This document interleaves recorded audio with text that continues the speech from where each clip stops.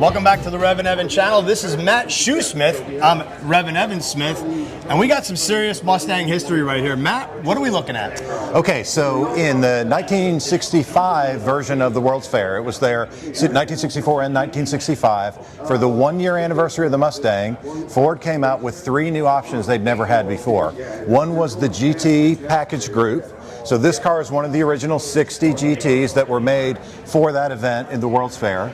They also introduced the bench seat at that time, and they introduced the deluxe interior package, which we all know as pony interior, and this car was equipped with the pony interior also.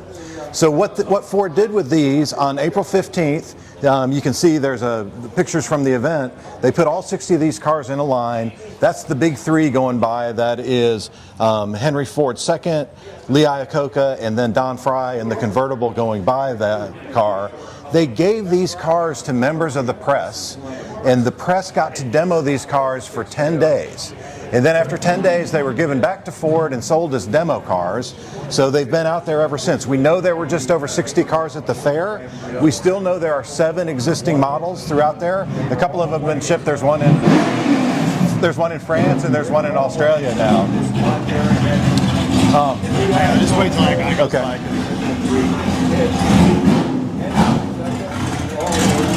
So like where the Skyway cars were there the whole season, and even there was that red GT model that was there so people could see the GT model throughout the 65 fair. These cars were only there a couple of days until they were premiered as the debut GTs, and then they went out. We were able to search in the archives to find some of those articles that the press people wrote about these particular cars, which was kind of interesting, and see the public's reaction and everything. And then after April 15th, that car was available. You could order GTs, the public could order a Mustang GT after April 15th. These cars were all ordered, or their build date on the door is March 26th. And all of them were ordered together in a bulk order, and we found information of several different cars that are still in existence today. So for those who don't know, what makes it a GT versus a base Mustang? Oh, that's a really good question. So most of the options that a GT had, you could order yourself through Ford. So if you got a GT, you had to get one of the 2 higher performance engines. So you either had an A-code or a K-code engine. All of these cars were A-code automatics that were present at the fair.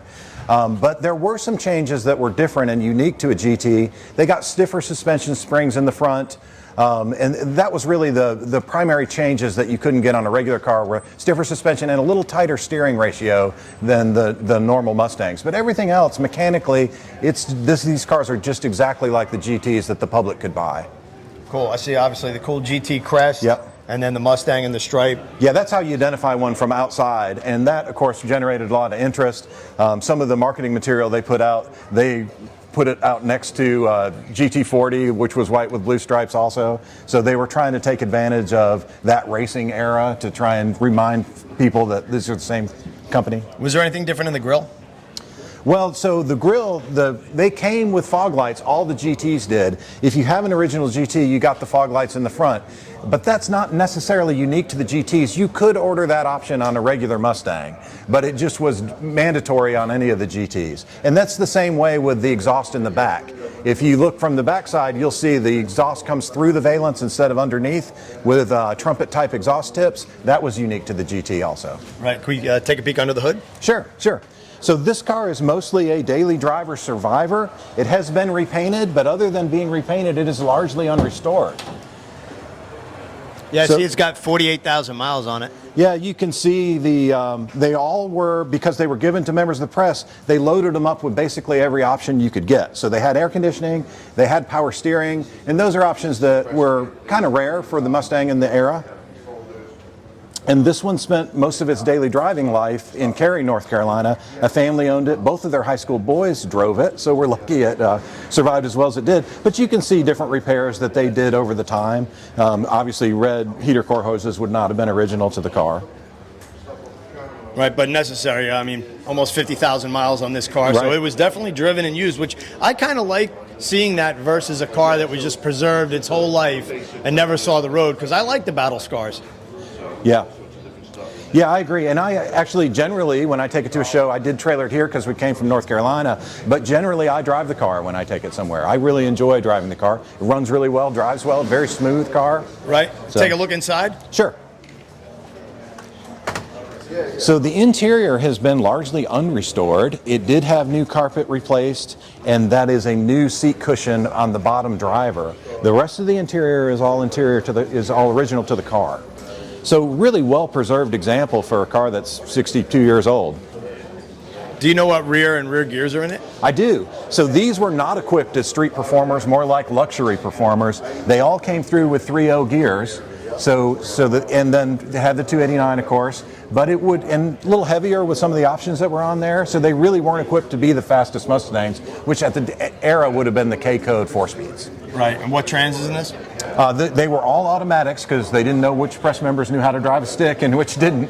So all of the cars that were the premier GTs, all 60 of them, were equipped exactly like this one. Cool. Let's take a look in the trunk.